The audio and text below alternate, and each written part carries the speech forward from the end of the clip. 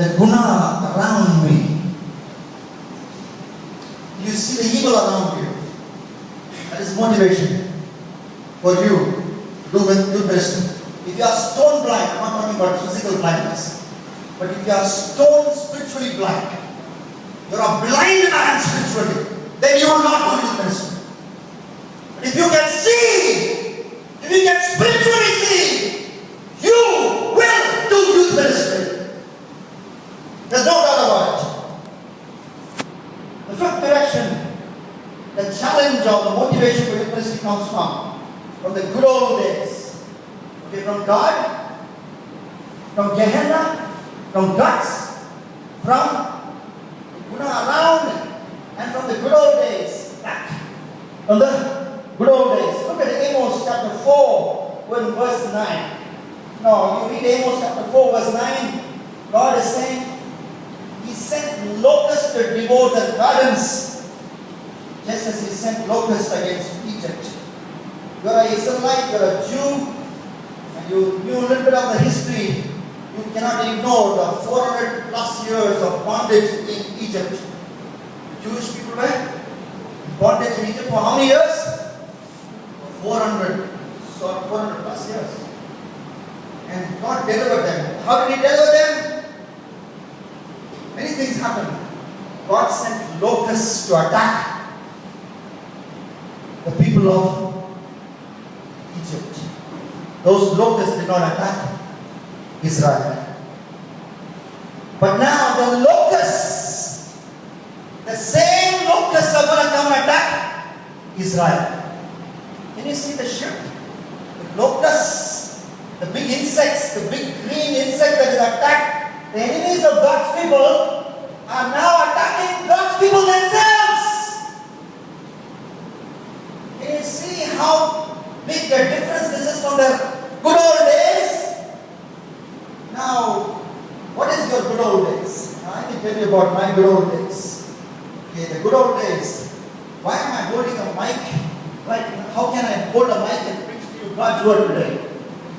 I can because 300, 400 years ago, a Cambridge University graduate said bye-bye to his comforts in England and got into a ship, came to Tamil Nadu and preached to my forefathers who were only bringing toddy down from the palmyra tree, and he preached the gospel to them.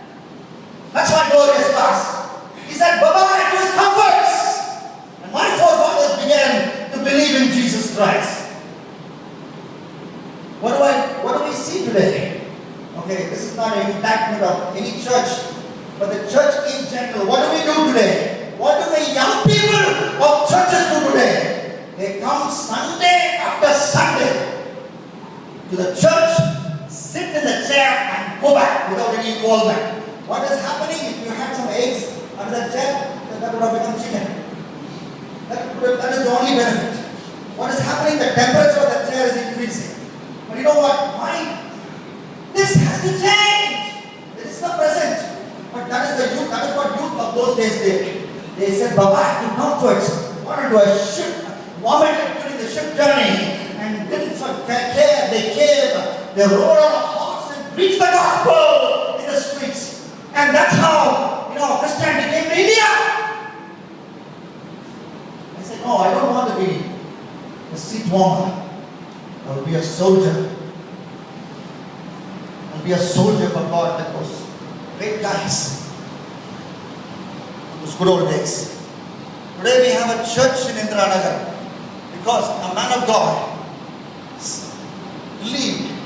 Even if 3 or 4 people came for the first service he started here, he said, no, I'm not going to give up.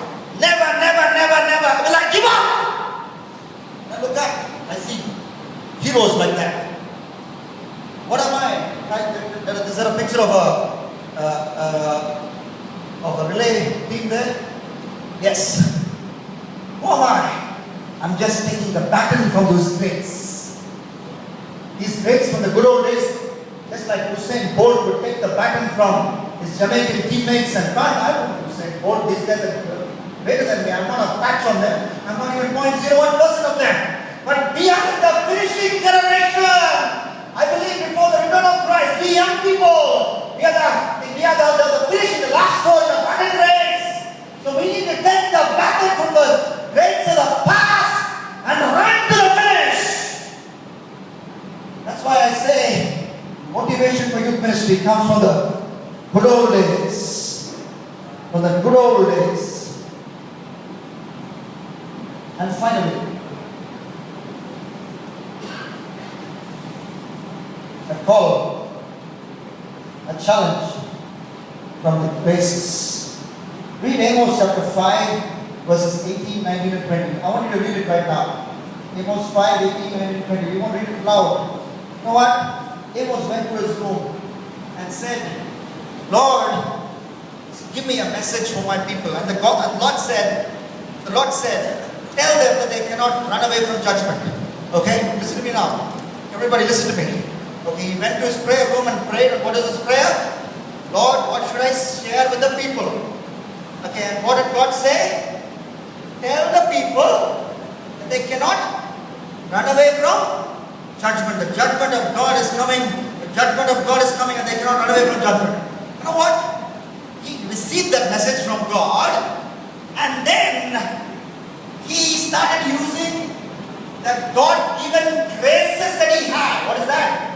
Talent. Say that with me. Now, who gave that talent? God gave. And he gives talent to everybody. So let's say. He gave talent to Amos. So what is that talent? That talent you see in Amos 5, 18, 19 and 20. What is that? That's the talent you see in Amos 5, 18, 19 and 20. You know how we put it? A man is running away from a what? A lion. A lion is chasing him. He's running. Turns back. Oh, lion. Safe. Because I have run faster than Usain Bolt and beaten them. And then when he's taking some rest and suddenly from another direction, a bear comes to chase him. A bear is attacking him. A bear chasing him, not as fast as the lion. And he says, I have beaten the lion so fast. Bear, no problem. It's a total thing. Okay, he runs and he escapes the bear. He thinks, I escaped the lion. The bear is also not there. The bear is also not there. So I am safe. And then he sees a house. Yeah, run from the lion or run from the bear. Let me get some shadow and shade. Goes to the house. That house has a cracked wall. I've been running and huffing and puffing. No Pepsi outlets here, no Fanta, no Coke. Okay, but let me catch my breath at least. Let me lean against the wall. It's leaning against the wall. From the crack of that wall comes a snake and bites him. He falls down dead. He thought he was safe from the lion.